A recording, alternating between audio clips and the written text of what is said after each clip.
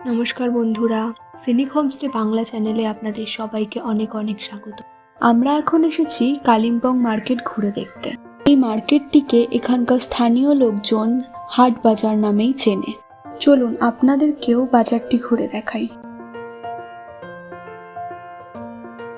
আগেকার দিনে কালিম্পংয়ের এই মার্কেটটি একটি অত্যন্ত গুরুত্বপূর্ণ বাণিজ্যিক কেন্দ্র হিসেবে পরিগণিত হতো। কালিম্পংকে ভারত ও তিব্বতের বাণিজ্যিক প্রবেশদ্বারও বলা হতো। এছাড়াও বাণিজ্যিক সিল্ক আফগানিস্তান থেকে কালিম্পংয়ের মধ্যে দিয়ে সিকিমের জুলুক হয়ে তিব্বতে যেত। তাই এই মার্কেটটিকে অ্যানশিয়েন্ট সিল্ক রুটও বলা হয়। এই যে এই রং বেরঙের পোশাকগুলি দেখতে পাচ্ছেন, এগুলি হলো নেপালি এবং তিব্বতীদের ঐতিহ্যবাহী পোশাক।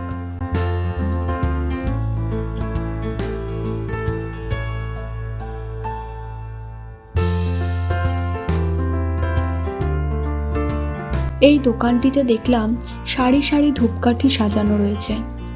ধূপের গন্ধে আমাদের প্রাণটা যেন জুড়িয়ে গেল। সাধারণত বিভিন্ন বৌদ্ধ মন্দিরে এই ধূপকাঠিগুলিই জ্বালানো হয়।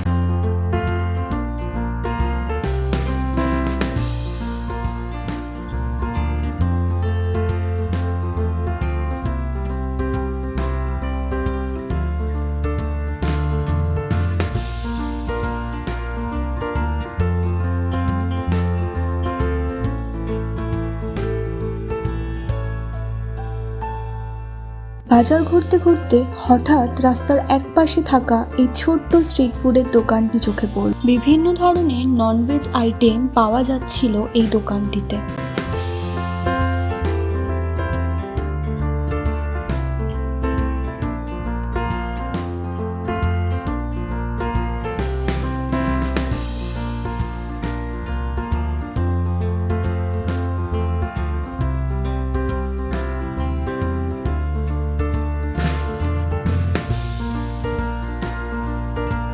এটি হলো কালিম্পংয়ের লোকাল খাবার ফাম্বি।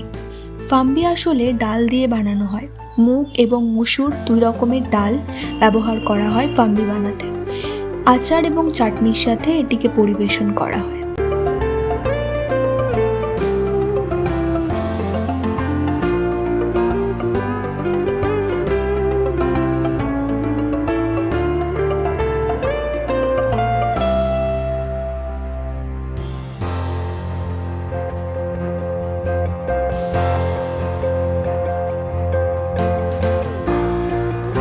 আপনারাও যদি আমার মতো নর্থ বেঙ্গলের বিভিন্ন অফবিট গ্রাম ঘুরে দেখার সাথে সাথে এরকম স্থানীয় অভিজ্ঞতাগুলি অর্জন করতে চান, তাহলে উপরে দেওয়া নাম্বারে আমাদের সাথে যোগাযোগ করতে পারেন।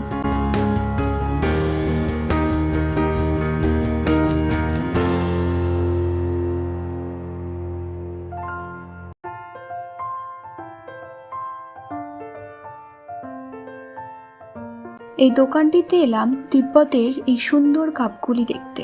এখানে এই কাপগুলি ছাড়াও নানা ধরনের সিরামিক প্লেট ও ক্রোকারি আইটেম ছিল।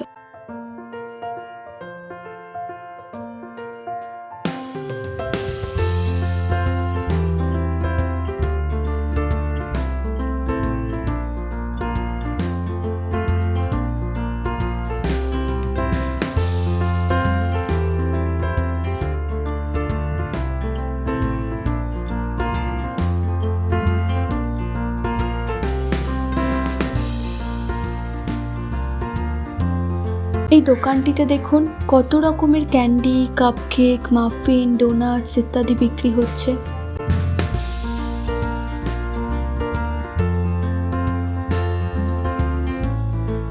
এখান থেকে ডোনাটস এবং মাফিন কিনে কালিম্পং বাজারকে বিদায় জানিয়ে আমরা রওনা দিয়েছিলাম দার্জিলিংয়ের দিকে।